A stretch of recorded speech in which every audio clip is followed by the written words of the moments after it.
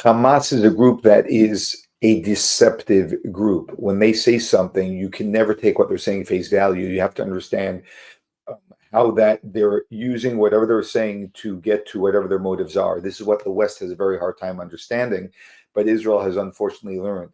The former IDF spokesman, Jonathan Conricus, speaks about Hamas's latest, statements under the bombardment that's coming from Israel right now, to understand what does that mean? Are they ready for a deal or not? And the answers are actually not. They're trying to buy time.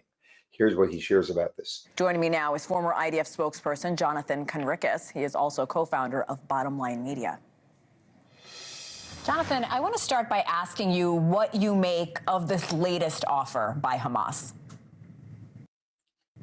Yeah, what I may first, hello, and thank you for having me on the show. I am unfortunately quite experienced with Hamas's tactics, and this looks to me as if they're just playing for time.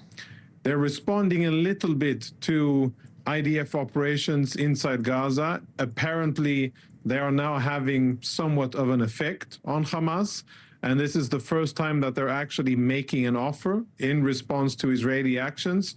But anything short of all the hostages, all the bodies, and a complete surrender, in my mind, is nothing but a milestone and something on the way. Israel cannot settle for less. Israel cannot settle for less than 100% security for its civilians. And Israel cannot settle for less than all of the hostages, dead and alive, 59 hostages that need to be returned home. Anything less, I think, is below the bar. Speaking of hostages, I was fortunate enough to speak to Keith Siegel this week. He said he cannot stop thinking about the remaining hostages. How realistic is it that we will get all 59 hostages away from Hamas? So this is actually the saddest part. The goals of the war that the state of Israel has defined is to dismantle Hamas's military capabilities and then also dismantle their administrative control over the Gaza Strip and to get back the hostages. Sadly, from a military perspective analysis, I'm not entirely sure that we can do all of those three things successfully, and that something will have to give. And just like Keith has said so emotionally, and I understand every word and I sympathize with every word he has said, sadly, I don't think that we will be able to get all of the hostages back because I don't think that Hamas will release them. It's Israel's duty to get all of its citizens back, dead and alive. And it's also the state of Israel's commitment to its civilians to protect all of them from future attacks. And that means not leaving Hamas with any capacity to regain military capabilities. And that means to take Hamas out of the game. Israel says it plans to take over a larger area of Gaza to incorporate those security zones. As far as you know, Jonathan, is this permanent? Nothing is permanent, and everything is subjective to international agreements and to compromise. Troops, they move in, they can take control over soil, and then if ordered to, they can evacuate the area very quickly, and then that'll be the end of it. What we're seeing are negotiations on the battlefield. Israel is negotiating through using its military capabilities, and I wouldn't, it can be permanent and it can not be permanent. The bottom line is, again, it goes back to Egypt, because I'm not sure that Hamas is really impressed by Israeli maneuvers. It will be impressed if there is a massive Israeli invasion of Gaza again, with tens of thousands of soldiers and massive pressure on Hamas, on its infrastructure and leadership, and most importantly, if Palestinian civilians are allowed to leave, because that would really pull the rug underneath the feet of Hamas, and it would leave them exposed, and they wouldn't have human shields, and they wouldn't have anybody to use between the IDF IDF and themselves. That, I think, is the key, and that is what needs to happen for the sake of the future of Gaza, for Israel's sake, and also for the sake of the Palestinians who, as you say very correctly, are caught in the crossfire, those who aren't Hamas supporters and those who want to end the war. By the way, they're demonstrating on the streets and they're saying so. They want the war to end, they want to get rid of Hamas, and they want some kind of future after a year and a half of war that Hamas brought upon them. I'm so glad you mentioned that, because you're right. This is rare. We haven't seen Gazans protesting on the Strip against Hamas. Do you think we will see more of these protests? But I think that Hamas is definitely concerned by it, and Hamas has started to clamp down in Hamas style, which means to use a lot of brute force, executions and beatings and torture. And I think that's happening now, and I think that has an effect on the demonstrations. But, you know, every day that goes by, the situation will continue to deteriorate.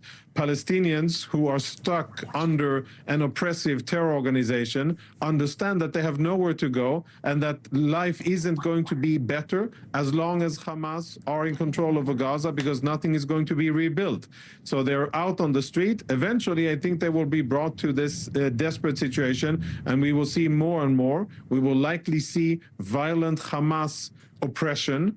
I don't think that most American media will cover it, and you won't see it on most places, but that will be the story of violent oppression by Hamas. And at the end of the day, Hamas is an oppressive terrorist organization that has lost popularity and is doing the Palestinian people a disservice. Sure. They have brought destruction on them and war, and therefore they will go. I am running out of time. I want to ask you about a recent airstrike where Gaza says 100 people were killed yesterday. They were sheltering at a school.